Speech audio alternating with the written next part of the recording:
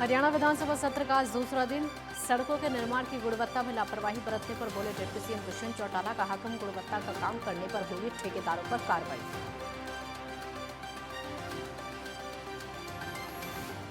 हरियाणा में मनोहर मधुमक्खी पालन से किसान बेहद खुश। मनोहर सरकार की योजनाओं का हो रहा लाभ, बेरोजगार कमा रहे अच्छा मुनाफा।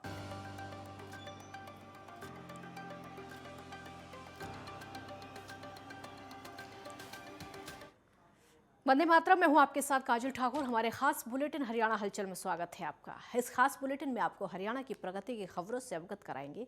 इसमें देखेंगे आप बदलते हरियाणा की झलक। हरियाणा विधानसभा सत्र का आज दूसरा दिन है और दूसरे दिन हरियाणा के डिप्टी सीएम दुष्यंत चौटाला ने कहा कि हम हरियाणा में लगातार सड़कों का निर्माण कर रहे हैं। साथ ही जो भी विधायक निधि से सड़कें बन रही हैं उनका निर्माण किया जा रहा है। राज्य में भ्रष्टाचार मुक्त सड़कों के निर्माण के लिए टेंडर प्रक्रिया भी पूरी कर ली गई है, क्योंकि हरियाणा में खराब क्वालिटी के मटेरियल का इस्तेमाल कतई नहीं किया जाएगा। हरियाणा विधानसभा में डिप्टी सीएम दुष्यंत चौटाला बोले, सड़कों का निर्माण, भ्रष्टाचार मुक्त सड़कों के निर्माण लगातार जारी है और लापरवाही बरतने वालों पर एक्शन लिया जाएगा। डिप्टी सीएम ने ये बात कही है। सड़कों के टेंडर की प्रक्रिया पूरी कर ली गई है। सड़कों के निर्माण की गुणवत्ता में लापरवाही बरतने पर बोला है कि बिल्कुल भी बर्दाश्त नहीं किया जाएगा। ठेकेदारों पर कार्रवाई की जाएगी अगर लापरवाही बरती जाती है तो। माननीय अध्यक्ष महोदय, माननीय साथी ने 11 सड़कें आपके सामने अभी रखी, जिसमें से 8 पीडब्ल्यूडी की है और 3 मार्केटिंग बोर्ड की सड़कें हैं। उसमें से 5 सड़कें आज भी डिफेक्ट लायबिलिटी पीरियड के अंदर है और उन पे ऑलरेडी काम चल रहा है। जहां पैचवर्क की जरूरत है वहां पर 2 ऐसी सड़कें हैं जिनमें रेगुलर पैचवर्क भी हो रहा है। एक सड़क माननीय विधायक की ऑलरेडी टेंडर्ड है। 2 जो 25 करोड़ के अंदर विधायक ने लिखवाई है, 2 सड़कें उसमें डाली गई है और एक सड़क नाबार्ड की जो हमारी ग्रांट है उसके तहत ऑलरेडी अप्रूव कर दी गई है। जैसे ही केंद्र से पैसा आएगा उसके अंदर टेकअप कर लेंगे। मैं एक चीज़ जरूर माननीय साथियों को कहना चाहूँगा कि अगर कोई ऐसी सड़क आपके कॉन्स्टिट्यूंसी में है जिसमें प्रायोरिटी सिर्फ कारपेटिंग का काम होना है, तो हमने कंसर्न एससी और एक्सचेंज को कह दिया है कि विधायकों से दोबारा उनको रिवाइज कर ले, क्योंकि कारपेटिंग का काम जल्दी होगा, वाइडनिंग और स्ट्रेंथनिंग के अंदर समय लगेगा, ग्रांट ज़्यादा यूटिलाइज होगी। तो मैं तो सभी विधायकों से भी आग्रह करूंगा कि जहां 25 करोड़ रुपए आपकी कॉन्स्टिट्यूंसी की डेवलपमेंट के लिए पीडब्ल्यूडी के अंदर आपने रिकमेंड करने हैं, प्रायोरिटी ऐसी सड़कों की लीजिए जिनके अंदर कारपेटिंग होकर कहीं ना कहीं जो रोड इंफ्रास्ट्रक्चर है वो बेहतर। एक सड़क इनकी सिंहपुरा से बोड़ी की है, उसका ऑलरेडी टेंडर फ्लोट हो चुका है। 10/1/2023 को टेंडर खुलेगा और मार्च के महीने के अंदर उस पर कार्य शुरू हो जाएगा। बची हुई जो है, क्योंकि उसमें 3 मार्केटिंग बोर्ड की है, 2 डिफेक्ट लायबिलिटी पीरियड के अंदर है, एक नाबार्ड को भेजी गई है। नाबार्ड की ग्रांट जैसे ही आएगी उसको हम टेकअप करेंगे। और जहां टेंडर कब तक लगेंगे, पीछे टेंडर लगाने का प्रोसेस डिपार्टमेंट वाइज था। अब 28 के 28 इंजीनियरिंग डिपार्टमेंट का एक हरियाणा इंजीनियरिंग वर्क्स पोर्टल बन चुका है, जिसके अंदर डिले हुए मैं मानता हूं, मगर आज उससे एक चीज क्लैरिटी होगी कि अगर कोई कहीं लो क्वालिटी काम करेगा तो क्रॉस द गवर्नमेंट 28 के 28 महकमे के अंदर उसको वहां पर दंडित भी किया जाएगा। तो इस चीज को देखते हुए थोड़ा सा डिले जरूर आया है, मगर मैं माननीय साथी को बता दूं कि जो आपने 25 करोड़ के रिकमेंडेशन में 2 सड़कें दी है, मैं तो चाहूंगा बची हुई भी आप उसमें डलवा दें कि प्रायोरिटी में हम जनवरी और फरवरी के महीने में उनको टेकअप करें। जनवरी के अंदर टेंडर खुल जाएगा और मार्च में सिंहपुरा बोली का आपके कार्य शुरू हो जाएगा। बची हुई जो है वो इन ड्यू प्रोसेस है। प्रोसेस में जो समय लगेगा लगेगा, प्रोसेस को बाईपास तो नहीं कर सकते।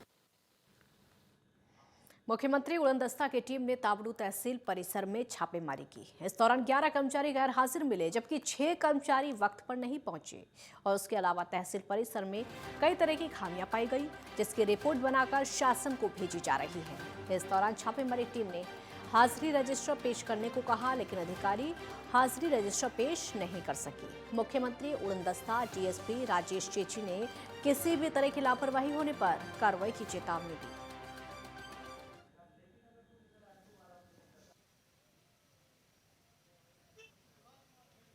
मुख्यमंत्री उड़नदस्ता रेवाड़ी की टीम को गुप्त सूचना मिली थी कि ताउडू तहसील में जो कर्मचारी और अधिकारी हैं समय पर नहीं आते, जिससे लोगों को परेशानी होती है। इसके आधार पे आज सुबह 9:10 पे जब औचक निरीक्षण वहाँ किया गया टीम के द्वारा, तो वहाँ पे सिर्फ चौकीदार एक एब्सेंट मिले। 9:35 के ऊपर नायब तहसीलदार साहब आए, उसके बाद 9:45 पे एक और अधिकारी, और लास्ट में 11 बजे तक लगभग 11 लोग थे जो आए नहीं। कुछ कर्मचारी और अधिकारी वहाँ पहुँचे ही नहीं थे। इसकी रिपोर्ट उच्च अधिकारियों को ऊपर भेजी जाएगी ताकि नियमानुसार कार्रवाई हो, और उच्च अधिकारियों के आदेश अनुसार समय समय पर अन्य ऑफिस कार्यालय भी चेक किए जा सकते हैं। फरीदाबाद के बल्लभगढ़ स्थित एक अस्पताल में सीएम फ्लाइंग ने छापेमारी की। इस दौरान टीम ने फर्जी डॉक्टर का खुलासा किया है। आरोपी पंकज कुमार गुप्ता पूछताछ के दौरान अपनी डिग्री नहीं दिखा पाया। उसके बाद आरोपी को गिरफ्तार कर लिया गया। उसके खिलाफ आदर्श नगर थाने में मुकदमा दर्ज करके कार्रवाई शुरू कर दी गई। तो मनोहर एक्शन लगातार देखने को मिल रहा है। निजी अस्पताल में छापेमारी, सीएम फ्लाइंग ने छापा मारा, फर्जी डॉक्टर का खुलासा हुआ है। डिग्री नहीं दिखा सका आरोपी, थाने में मुकदमा दर्ज, आरोपी को गिरफ्तार किया।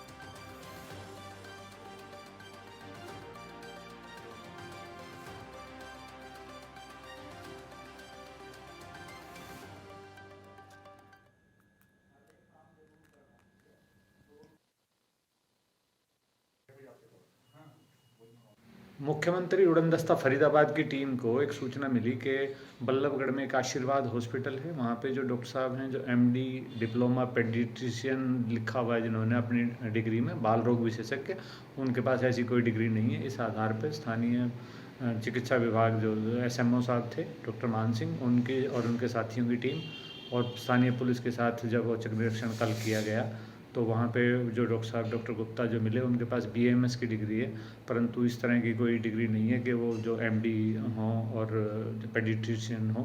इस आधार पे बल्लभगढ़ में जो थाना आदर्श नगर है, वहाँ पे कार्रवाई के लिए एफआईआर दर्ज करवाई गई थी और नियमानुसार कार्रवाई स्थानीय पुलिस और स्वास्थ्य विभाग द्वारा की जा रही है।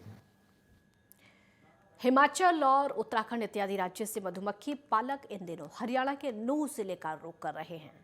सेब की खेती खत्म होने के बाद नूंह जिले के तकरीबन 80,000 एकड़ से अधिक भूमि में सरसों की फसल लहरा रही है। सरसों की फसल में इन दिनों चारों तरफ फूल खिले दिखाई दे रहे हैं और इन्हीं फूलों से रस चूसकर मधुमक्खी तेजी के साथ अपने छत्ते में रस तैयार करती है और मधुमक्खी पालकों को इस खेती की वजह से अच्छा खासा मुनाफा होता है। सेब में जो गुण होते हैं वही मधुमक्खियों को सरसों की खेती में मिल जाते हैं। दूर दराज राज्यों से आने वाले बेरोजगार युवा मधुमक्खी पालन से सरसों की खेती के चलते अच्छा खासा मुनाफा कमा लेते हैं। तो हमारे यहाँ मेवात में कुछ राजस्थान का एरिया है, तो यहाँ लगते हुए हमारे सरसों का एक बहुत बड़े भूभाग पे जो है ना हमारी सरसों की फसल उगाई जाती है।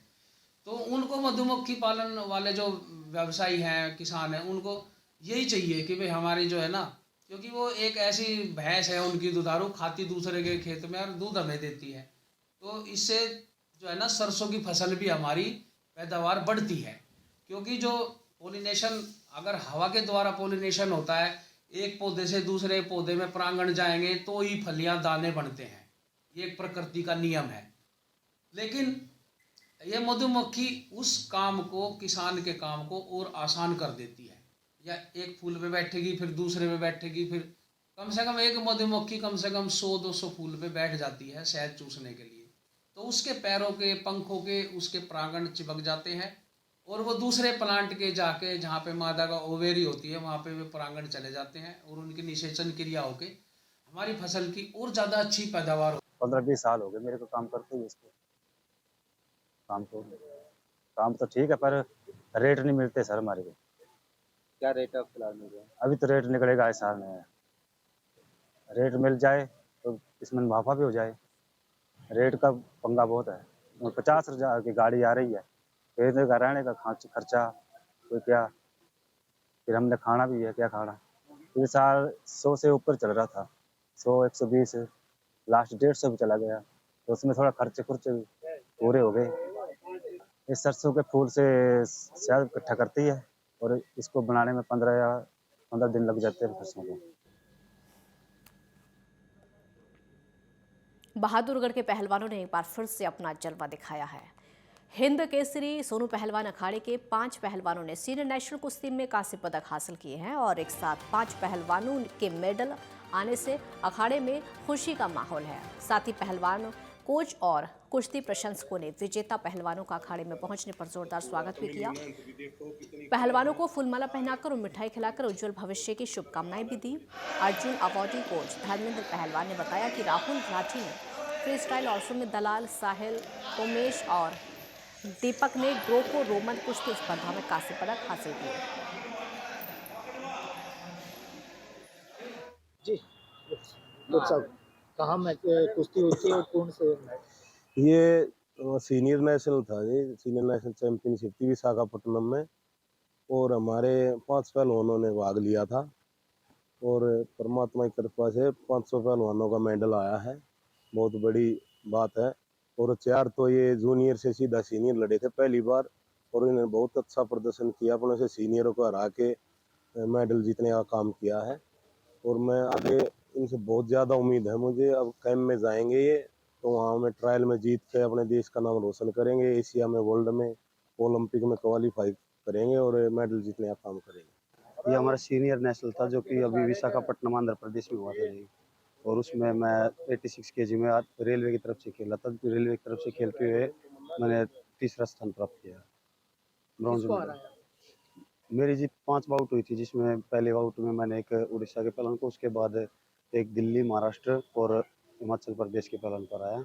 बहुत अच्छा फील होता है जी, हमारे गुरु जी हमारा इतना वो बहुत प्यार देते हैं तो बहुत अच्छा फील होता है। मेरे परिवार का, मेरे गुरु जी धर्मेंद्र पहलवान जी, सोनू पहलवान जी, सुधीर पहलवान जी और स्वरूप पहलवान जी, सबका बहुत बहुत ज़्यादा सहयोग मिला मुझे शुरू से लेकर अब तक। और मैं पहले भी सीनियर में 2 मेडल जीत चुका था, ये तीसरा मेडल था। एक बार मैं गोल्ड और एक बार ब्रॉन्ज जीत चुका हूँ। ये भी हमारे सीनियर नेशनल था जी, सीनियर नेशनल चैंपियनशिप ये विशाखापट्टनम में हुई थी आंध्र प्रदेश में। इसमें मैंने तीसरा स्थान प्राप्त किया है। मेरी 5 कुश्तियाँ हुई थी इसमें। पहली कुश्ती जम्मू कश्मीर के साथ, दूसरी आरएसपीबी के साथ जो रेलवे के पहलवानों हैं, और तीसरी कुश्ती हुई थी मेरी हरियाणा के पहलवान के साथ, और चौथी कुश्ती हुई थी फिर मेरी राजस्थान के साथ। तो वैसे तो बहुत अच्छा लग रहा है स्वागत तो, पर जीती गोल्ड की उम्मीद थी थोड़ी मेरी, और प्रैक्टिस ज़्यादा बढ़ाऊंगा, गोल्ड की तैयारी करूंगा जी। एक ब्रेक के लिए यहाँ पर रुकेंगे, जल्द लौटेंगे।